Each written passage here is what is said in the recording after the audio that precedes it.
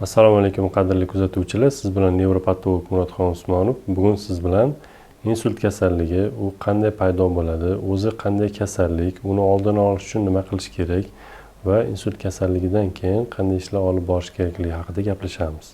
Insult kasalligi bu bosh miyada qon aylanishi o'tkir buzilishi hisoblanadi. Ikki turda asosan bo'ladi. Insult kasalligi bu ishemik insult va gemorragik insult. Ishemik insult deganda bu bosh miyaga keladigan qon tomirlarni devorida to'planib qolgan aterosklerozlar ko'payib ketadi va ma'lum bir miyani qismida qon aylanishini kelmay qolishi, ya'niki qon kelmay qolishi hisobiga o'sha yerda qon to'xtab qolgani hisobiga ishemiya, ya'niki qon kelmaslik holatidan miyani ma'lum bir qism hujayralari nobud bo'ladi. Buni biz ishemik insult deymiz. Asosiy sababi boyaga aytib o'tganimizdek, qon tomir devorlarida aterosklerotik blyashkalar deymiz, shular hisoblanadi. Ikkinchi tur insult bu gemorragik insult. Gemorragik insult bu qon tomir devorini yorilib ketish, ya'niki miyani ma'lum bir qismida qon tomirlarning devori yorilib ketishi hisobiga o'sha yerga qon quyiladi va miyani ma'lum bir qism hujayralari nobud bo'ladi.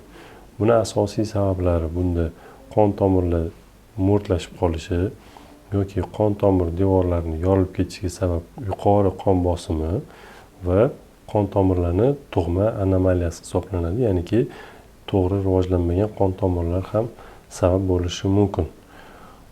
Insult kasalligida nimalar kelib chiqadi? Insult kasalligida birinchi bo'ladigan belgilar, bemor o'zida sezishi mumkin bo'lgan belgilar bu yuzni bir tomonda jimirlash yoki yuzni bir tomoni xuddiki ishlamay qolgandek, muzlab qolgandek bo'lishi yoki tilda nutqni ravon emasligi, ya'niki g'o'ldirab qolishi, yuzni bir tomoni qiyshayib qolishi, qo'l yoki oyoqda birinchi navbatda og'riqlar paydo bo'lib qoladi to'satdan yoki birdaniga qo'l oyoqni ishlamay qolishi.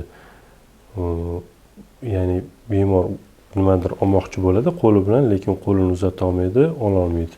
Yoki yurmoqchi bo'ladi, oyog'i o'ziga bo'ysunmaydi va yura olmay qoladi.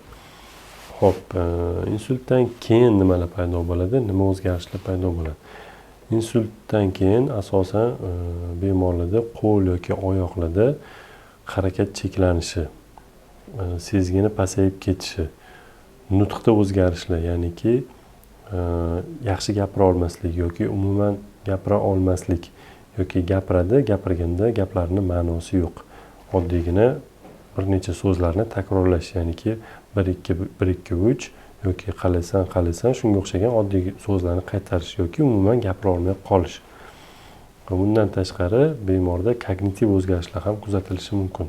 Bu nima degani? Kognitiv o'zgarish degani bemorlar oddiy til bilan aytganda yig'loqi bo'lib qolishi, o'zidan o'zi to'satdan kuladigan bo'lib qolishi yoki gapirgan gaplarida ma'no bo'lmasligi yoki gapirgan gapingizni to'liq tushunmasligi yoki oddiygina yosh bolaga o'xshab qolgan, oddiy fikrlashi yosh boladek bo'lib qolishi. Mana shunaqa belgilari kognitiv o'zgarishlar deyiladi. Xo'p, insult kasalligi bo'lmasligi uchun qanday tekshiruvlardan o'tib turish kerak, qanday kasalliklarni oldini olib turish kerak? Birinchi navbatda doimiy ravishda qon bosimini o'lchatib turish kerak.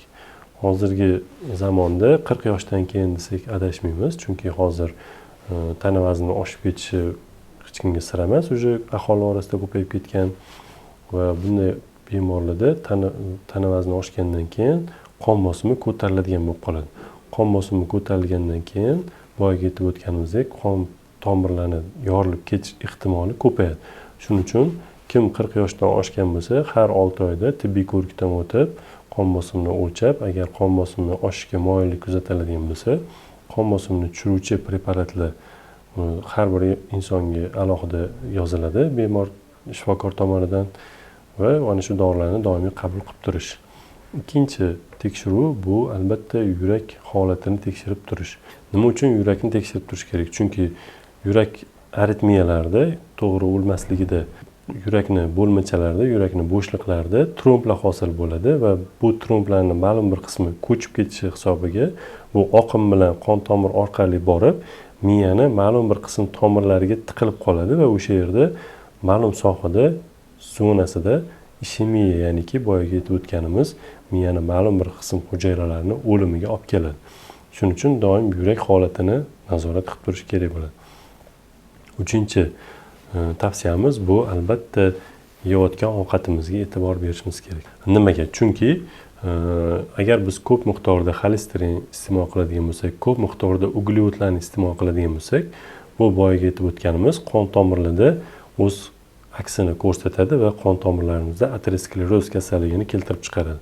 Va bu ateroskleroz kasalligi qon tomir o'tkazuvchiligini kamaytiradi va bu ham ishemiyaga olib kelishi mumkin. Keyingi tavsiyamiz bu doimiy ravishda kichik bo'lsa ham aktiv harakatlar, ya'niki aktiv hayot tarzi. Ozgina gimnastika qilish, ozgina piyoda yurish, har bir kasallik, har bir bemor o'zidan kelib chiqib, yurak holatidan kelib chiqib, yoshidan kelib chiqib, har bir bemorga alohida tavsiyalar berilishi kerak. Lekin umumiy tavsiya berganda kam harakatlilikni oldini olish kerak. Mana shu tavsiyalarni bajarib yuradigan bo'lsak, insult kasalligiga chalinish ehtimolimiz ancha-muncha pasayib ketadi. Xo'p, insult bo'ldi. Insultdan keyin nima ishlar qilish kerak bemorlar? Insult bo'lgandan keyin albatta insult kasalligiga uchragan bemorlar birinchi navbatda anesteziologiya, reanimatologiya bo'limlarida yotadi. Bunda birinchi navbatda eng kerakli muolajalar, eng kerakli yordamlar, tibbiy yordamlar ko'rsatiladi.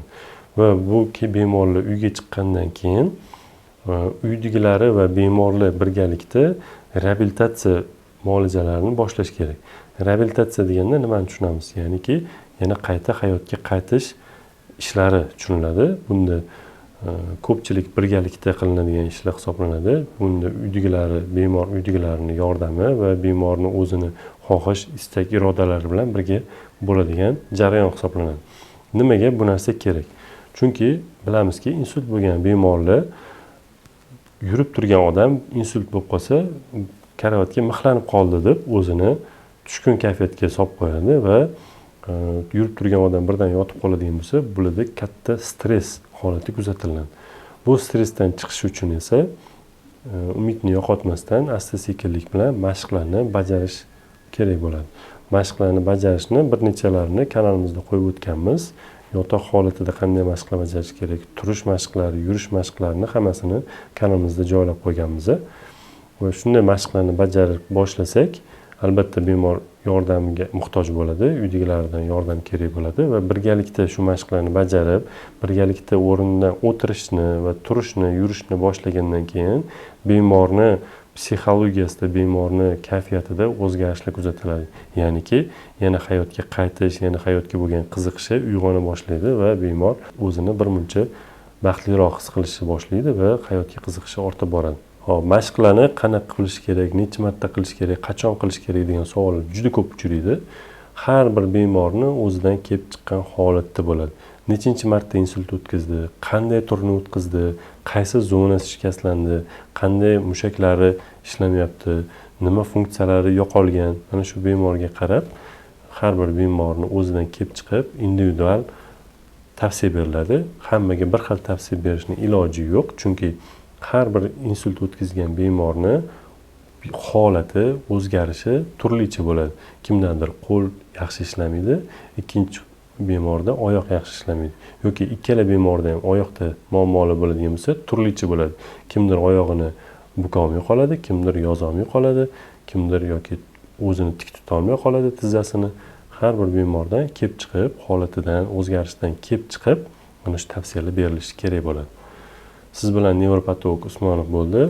Berilgan tavsiyalarimiz agar sizga ma'qul kelgan bo'lsa, bizani layklar bilan, kommentariyalar bilan qo'llab-quvvatlab turasiz degan umiddamiz.